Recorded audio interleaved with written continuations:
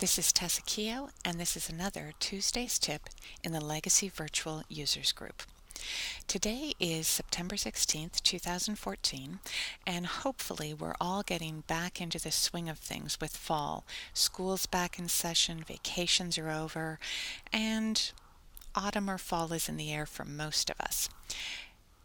At this point, many of us go back to working on our genealogy inside as opposed to outside, doing those cemetery visits, family reunions, and research trips at home and abroad. What I thought we'd talk about for a little bit today is playing around with the index view in Legacy. But first, when you go into your Legacy program, you'll notice the tabs across the top, and the first one is Legacy Home. This is where you can always find the news from Millennia and the Legacy program. You can check to see if you have the latest installed version and if it's been updated. You can always take a look at your statistics and know that any of these items here are live links that you can go to a help file. You can watch training videos, report a problem, or make a suggestion. Now, if you have put together to-do items, they're going to show up here in your to-do list if you've set that for your options. And the same is the case with birthdays, death dates, and anniversaries. So if that's something that you're interested in and you work with your calendar, this is something to be taking a look at. Now we're in the family view, which is the next tab over, and I just wanted to show you this because this is how I have mine set up, and you can see the parents of both the husband and the wife. You can see their marriage information as well as their children. Now the tabs down here along the bottom are helpful because this is your bookmark section. So if you have bookmarked 3 people, you can always quickly go to those people and you can change that out anytime you want. You can also see the RINs. This is for the husband, the marriage, and the wife's. And if you make use of any of these tabs with searches, you can click through either forward or backward. If you go to the chronology view and you see that we're following along with James Joseph Murphy, who was the individual that I had in the family view, we're now at the chronology page, and depending on how you have set up your options, and this right now is in the report style, you can see all of your information on this person. Birth registration, for instance, I also include the birth of the spouse. You can have marriages in there, when children are born, and any of your events. And it will read like this in the report style. You can also click on this down arrow and get the information in a list style.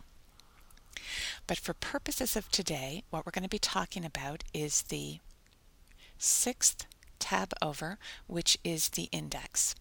And as you can see, when we go over to the index tab and we've been in family or chronology, what's highlighted is James Joseph Murphy.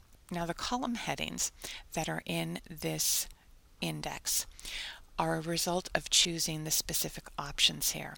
I've chosen to have the record identification number, the full name of the person, relationship, the sex, the birth date, the birthplace, the spouse, and that carries on through. And as you can see, right now we're over here, and if I were to carry on through with that arrow, it would take me through a list of items that I've said I want in my index. And what we're going to talk about today is this item that I have put a square around over here.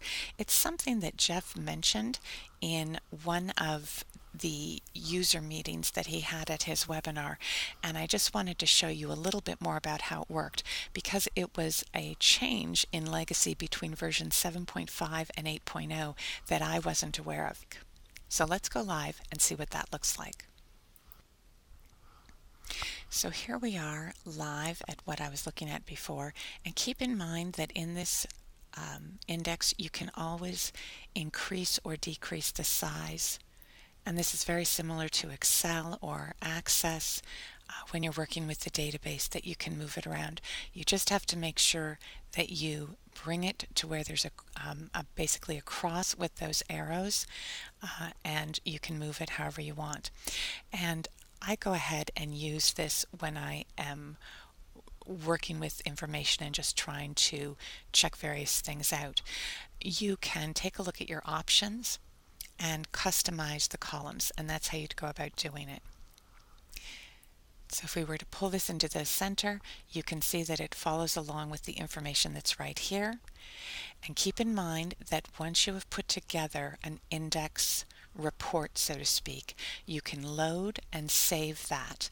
And if you have saved this index, you could give it a name, and I would probably put in full information, since I have their name, their relationship to me, their gender basically, birth, marriage, death, cause of death, age of death, and burial information. So all of that's in here. I would save it and then give it a name, and anytime I wanted to use it, I could bring it up.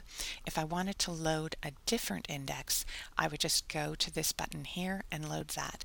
And so I'd keep that in mind in case you're working with different types of information that you want to have different indexes to go through.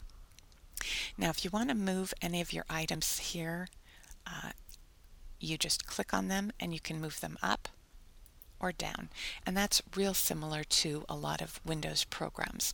The other thing you can do is you can take a look at this information here, and you can get any field name that is there to display. So if you wanted to go through and look up and include your tags, you could just click on tag and select it, and that would be the item that shows up there. You can also come back and get your burial place information and put that back in the right place.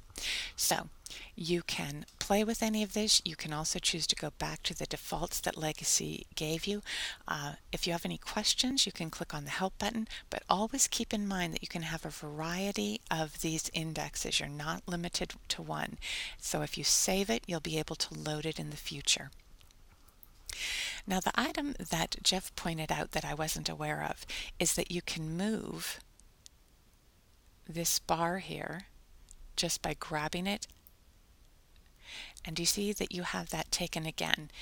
And so I have my RIN and I have my person's name in here, and then when I'm moving through my index, whether I grab onto that bar and move it along, or whether I click on the arrow and move it.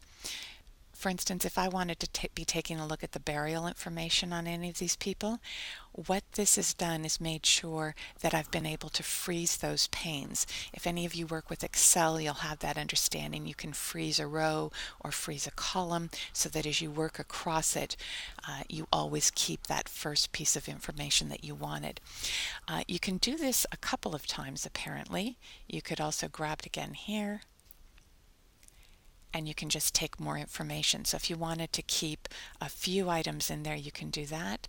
You can also pull it all the way back to this item and just be working with your death information as I'm doing here, or you can close it out. And then, as you'll notice, you come back to it just being in one index. The person is always going to be highlighted, and you can move through them to work with them.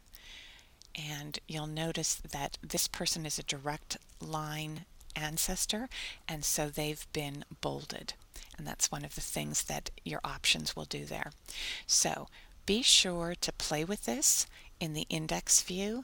It gives you a real ability to go through your index and find people, whether you're looking for them if you happen to use your RINs, record identification number. If you're looking up a surname and you wanted all of those individuals grouped together, you could find it here. And as you can see, we have a number of Murphys and a number of Murphys who share first names.